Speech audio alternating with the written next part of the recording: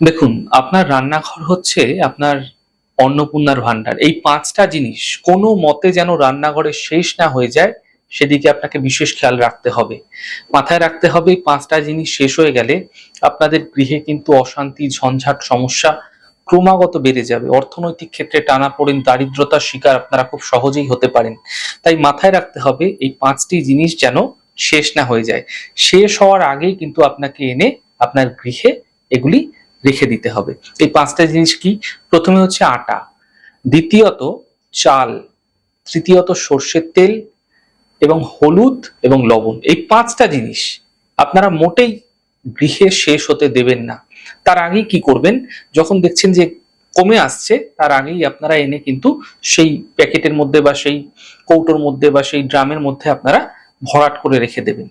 এই প্রক্রিয়া আপনাদের ক্রমাগত চালাতে হবে। এগুলি সাধারণত কমে গেলে গৃহে লক্ষ্মীর যে শুভত্ব সেটা কিন্তু হারিয়ে যায়। তার মধ্যে আরেকটা জিনিস বলে রাখি, যদি আপনারা ৫ টা জিনিস ঘরের মধ্যে ভরাট থাকছে, ভর্তি থাকছে সর্বদা, মাথায় রাখবেন যখনই শেষ হওয়ার আগে এগুলি সবসময় তুলে রাখবেন। এতে কি হবে? আপনার গৃহে আপনারা সবসময় সুখী থাকবেন, সমৃদ্ধশালী থাকবেন। কোনোভাবেই আপনাদের গৃহ থেকে লক্ষ্মী পলায়ন করবে না। এই ছোট্ট জিনিসগুলো আপনারা মাথায় রেখে চলুন। এতে আপনাদের গৃহের শুভত্ব অধিকাংশ রূপে কিন্তু বেড়ে যেতে আপনারা দেখতে পাবেন।